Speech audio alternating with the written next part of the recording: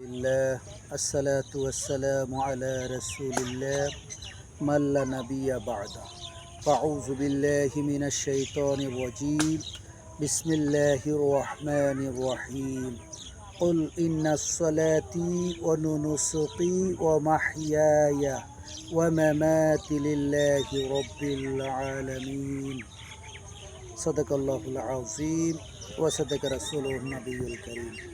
শুরু করছি প্রতিদিনের ন্যায় নিয়মিত অনুষ্ঠান দিনের পথে।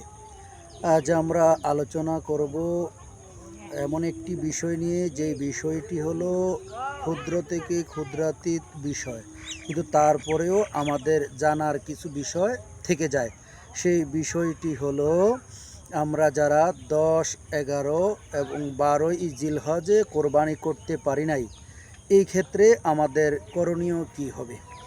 যদি কোনো ব্যক্তি 10, 11, 12 জিলহজ সূর্য অস্ত যাওয়ার পূর্বে কোরবানি করতে না পারে, তাহলে তার এই ক্ষেত্রে করণীয় কি, এই বিষয়টি নিয়েই আমরা আলোচনা করব, আল্লাহ তাআলা যদি তৌফিক দেয়।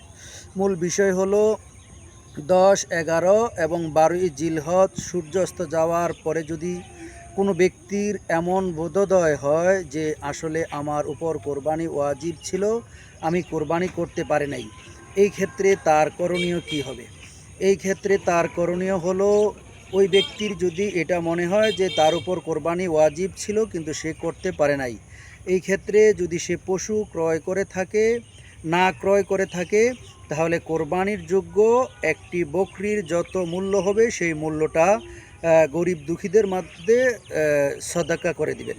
দ্বিতীয় হলো, যদি কেউ পশু ক্রয় করে থাকে কিন্তু কোনো কারণবশত কোরবানি করতে পারল না, 10, 11 এবং 12 জিলহজ পর্যন্ত সে কোরবানি করতে পারল না, হতে পারে ওই এলাকায় মহামারীর কারণে, হতে পারে বাড়িতে কোনো মৃত্যুজনিত ঘটনার কারণে, এবং কি হতে পারে ওই এলাকায় যদি প্লাবিত হয়, বন্যা থাকে, যে কোনো জায়গায় পশু জবাই করার মতো সুযোগ না থাকে, এই ক্ষেত্রে যদি তার 10, 11, 12 জিলহজ চলে যায়, এই ক্ষেত্রে সে কি করবে?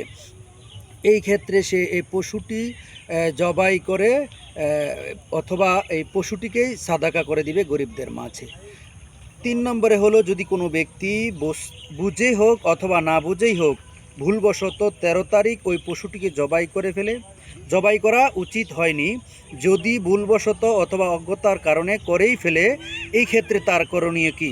এই ক্ষেত্রে তার করণীয় হচ্ছে, এই পশুটিও গরিব দুঃখীদের মধ্যে সাদাকা করে দিতে হবে। আল্লাহ তাআলা এই 3টি বিষয়ে আমাদেরকে খেয়াল রাখার তৌফিক দান করুক। আমরা যারা এই 10, 11 এবং 12 জিলহজ সূর্যাস্ত যাওয়ার আগ পর্যন্ত কোরবানি করতে পারি নাই, আমাদের তাদের জন্য এই 3টি বিষয়ে অনেক উপকারে আসবে বলে আমি মনে করেছি, তাই আলোচনা করলাম। যদি এ থেকে কারো উপকারে আসে, তাহলে এটাই একটা আমাদের পাথেয় হয়ে থাকবে। আল্লাহ তাআলা যেন আমাদেরকে বুঝবার তৌফিক দেয়। সুবহানাল্লাহি ওয়া বিহামদিহি, সুবহানাকাল্লাহুম্মা ওয়া বিহামদিকা, আশহাদু আল্লা ইলাহা ইল্লা আনতা, আস্তাগফিরুকা ওয়া আতুবু ইলাইক। আসসালামু আলাইকুম ওয়া রাহমাতুল্লাহি ওয়া বারাকাতুহু।